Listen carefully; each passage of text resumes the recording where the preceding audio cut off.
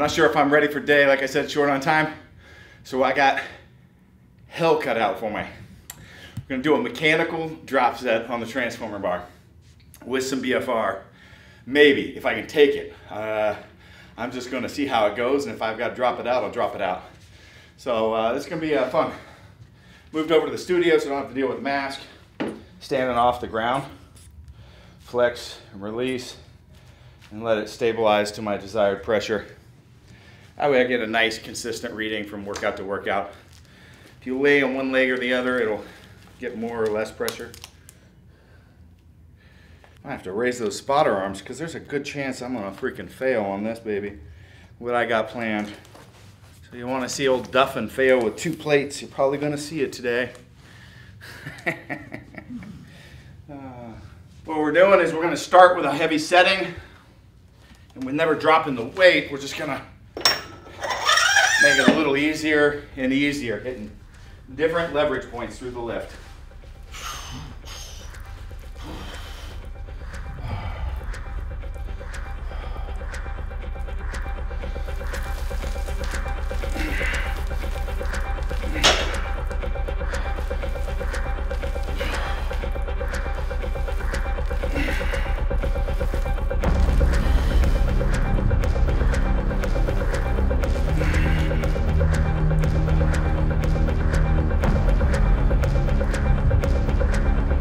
I can go heavier.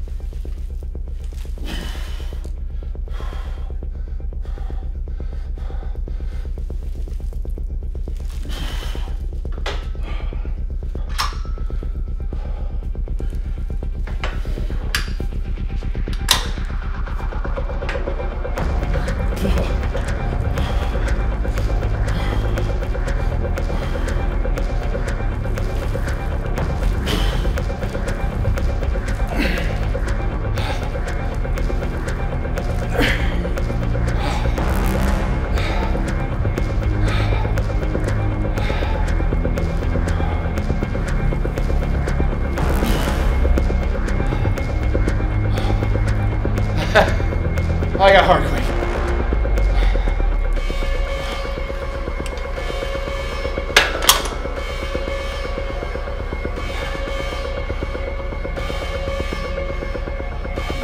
Being weak in the head on that last set, I just didn't try hard enough.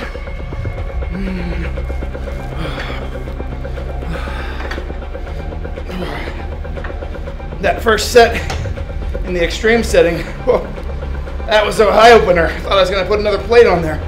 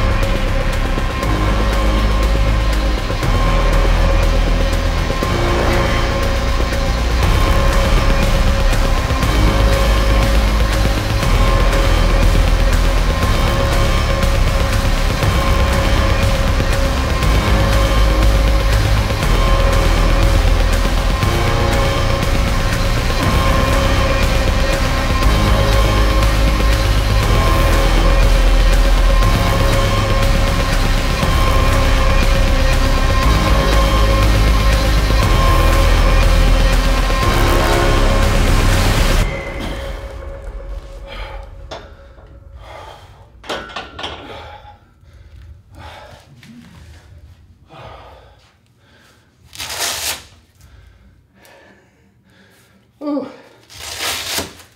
Well, I did better than I thought. I thought I was gonna be doing 2 plates and maybe dropping the BFR, but hit 3 plates for, I can't remember, 1, 2, 3, 4 sets.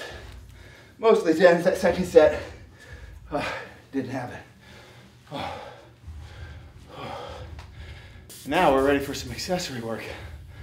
And by ready, I mean, whoo, we're ready.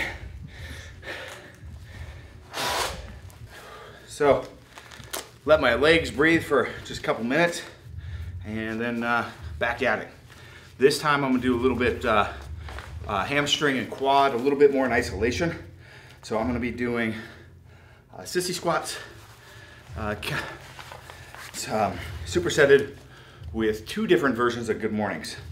And the good mornings are just gonna depend on whatever feels like it's really hitting the spot. But I'm gonna use what we call a hinge position. So the weight is behind me.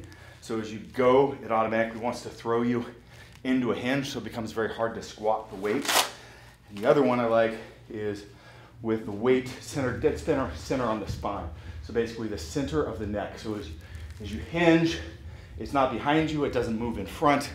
Really, you can't achieve this one with anything other than the transformer bar. I'm not trying to do that as a pitch, but it makes a really nice pattern.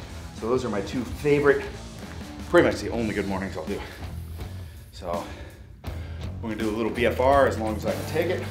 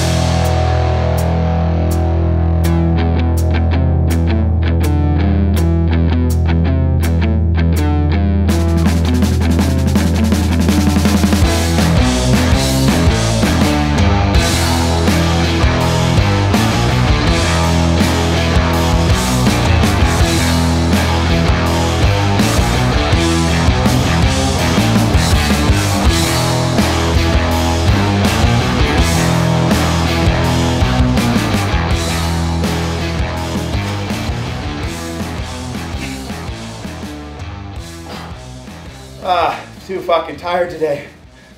I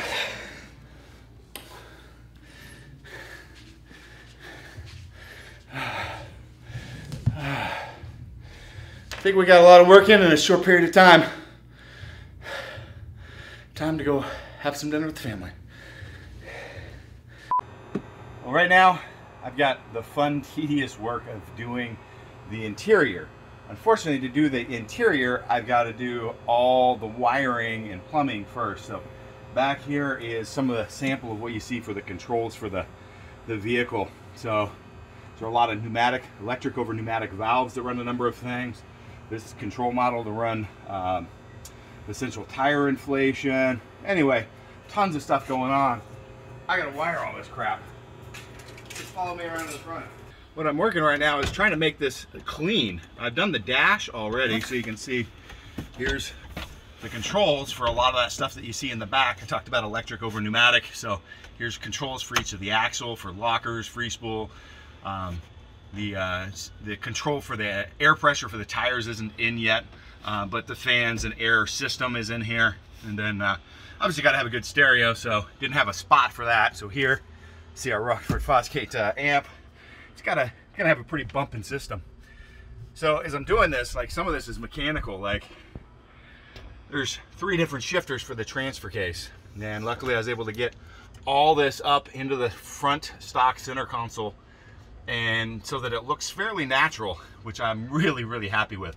I mean, that is pretty phenomenal to have pulled off and not have something hacked together. And then center console is going to be going in here shortly. This is the joystick for the rear steer control.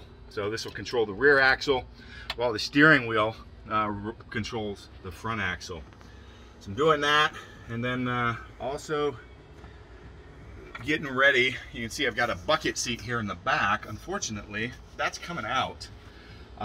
My kids are getting older, and I got 3 of them.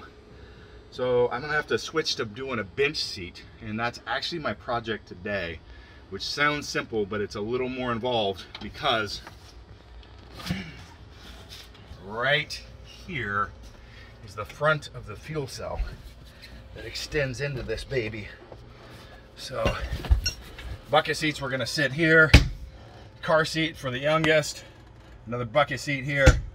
But now I've got to pull this rear panel that I've built, which is hard because you've got all the tubes and everything running through it, and pull this fuel cell, and I'm going to shave this down, TIG weld this up into a custom shape, and then redo this enclosure, and then the bucket seat should be on order. So actually I ordered that yesterday. Unfortunately, it's custom, being suspension seats, which you need for, you know, off-road applications or anything serious, and with harness mounts for the 5-point harnesses for 3 different seatings. So not exactly something that you're going to just find in a junkyard or in a catalog. So unfortunately that's being made. So I got 8 weeks on that, so plenty of time to start working on this, but time to rip this out, finish all the wiring, and hopefully get this interior wrapped up pretty soon.